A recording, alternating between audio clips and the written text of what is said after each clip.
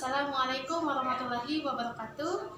Perkenalkan, nama saya Kurnia dengan NIM 118110015. Di sini saya akan membuat sebuah video pembelajaran tentang materi teks eksposisi. Video pembelajaran ini dibuat untuk memenuhi mata kuliah Teknologi Pengajaran Bahasa Indonesia. Nah, perlu diketahui sebelumnya bahwa materi teks eksposisi ini biasanya berada di kelas 10 di semester 1 dan biasanya berada di kelas 8. Baik, langsung saja saya akan menjelaskan materinya. Yang pertama adalah pengertian teks eksposisi. Jadi, teks eksposisi adalah teks yang terkandung di dalamnya sejumlah informasi yang mana isinya ditulis dengan tujuan untuk memberikan pengertian atau penjelasan dengan gaya tulisan yang singkat, padat, dan akurat. Nah, jadi melalui teks eksposisi ini, kalian nanti akan menemukan informasi-informasi baru yang belum kalian ketahui sebelumnya. Dan cara penyajiannya pun, teks ini disajikan secara singkat, padat, dan akurat. Kemudian yang selanjutnya adalah unsur kebahasaan dari teks eksposisi. Jadi, unsur kebahasaan dari teks eksposisi itu terdiri dari 3. Yang pertama adalah pronomina, kedua adalah kata leksikal, dan yang ketiga adalah konjungsi. Baik, yang pertama adalah pronomina. Pronomina ini merupakan kata ganti orang. Nah, pronomina ini dapat dibagi menjadi 2, yaitu pronomina person dan pronomina non-person. Baik, pronomina person. Pronomina person itu dapat dibagi menjadi 2, yaitu pronomina person tunggal dan pronomina person jamak. Pronomina person tunggal itu contohnya seperti dia, ia, kamu.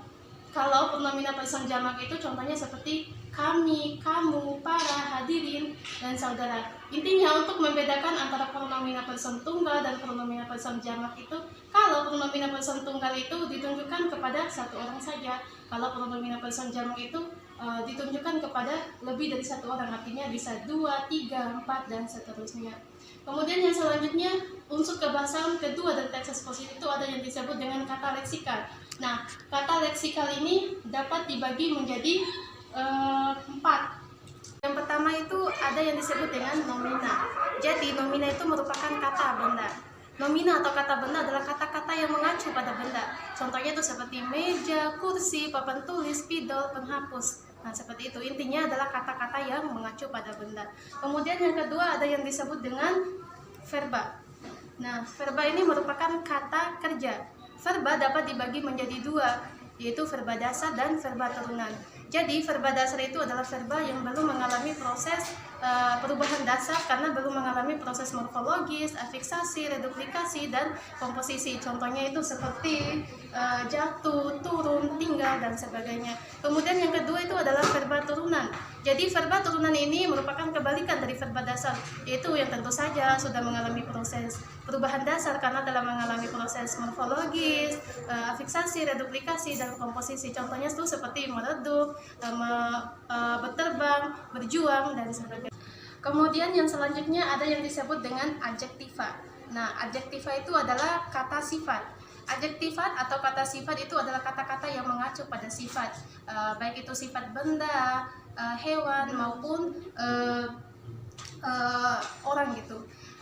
Contohnya seperti tampan, cantik, marah, menangis, positif, negatif, tinggi, dan pendek, seperti itu. Intinya adjektifan ini adalah kata-kata yang mengacu pada sifat. Baik, selanjutnya ada yang disebut dengan adverbial. Nah, adverbial ini adalah kata yang mengungkapkan informasi berupa keterangan tempat, suasana, waktu, cara, dan alat. Contohnya itu seperti di, dari, ke, sini, sana, mana, saat. Nah, contohnya misalnya seperti seorang siswa ingin membaca buku di perpustakaan. Nah, kata di perpustakaan itu merupakan keterangan bahwa keterangan tempat bahwa siswa itu ingin membaca buku. Itu. Kemudian yang selanjutnya, yang ketiga dari unsur kebahasaan teks eksposisi ada yang disebut dengan konjungsi. Nah, konjungsi itu merupakan kata hubung. Konjungsi atau kata hubung adalah kata-kata yang menghubungkan baik itu kalimat maupun paragraf. Contohnya itu seperti dan, atau, karena, namun, tetapi. Misalnya contohnya seperti seorang siswa ingin membacakan cerita tentang kisahnya Maling Kundang. Jadi Maling Kundang itu adalah anak yang dikutuk menjadi batu karena telah durhaka kepada ibunya dan tidak mengakui ibunya sebagai ibu kandungnya. Nah, dalam cerita tersebut terdapat dua kata hubung, yaitu karena sama dan.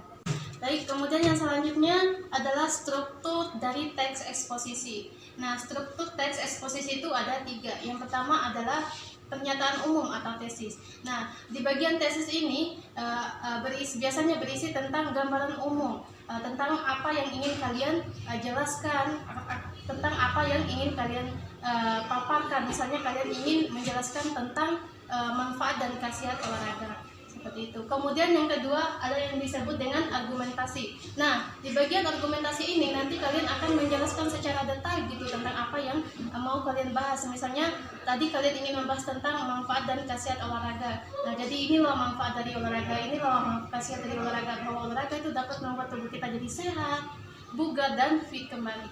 Seperti itu. Kemudian yang ketiga adalah penegasan ulang. Nah, di bagian penegasan ulang ini nanti kalian itu akan menegaskan kembali, menerangkan kembali bahwa apa yang kalian tulis, apa yang kalian jelaskan, apa yang kalian bahas itu memang benar-benar nyata gitu, memang benar-benar terjadi, memang benar-benar seperti itu nyata. Baik, kemudian yang selanjutnya adalah jenis-jenis teks eksposisi. Yang pertama adalah teks eksposisi definisi. Nah, teks ini berisi mengenai pengertian akan sesuatu hal. Misalnya kalian ingin memberikan pengertian tentang sesuatu yang ingin kalian bahas.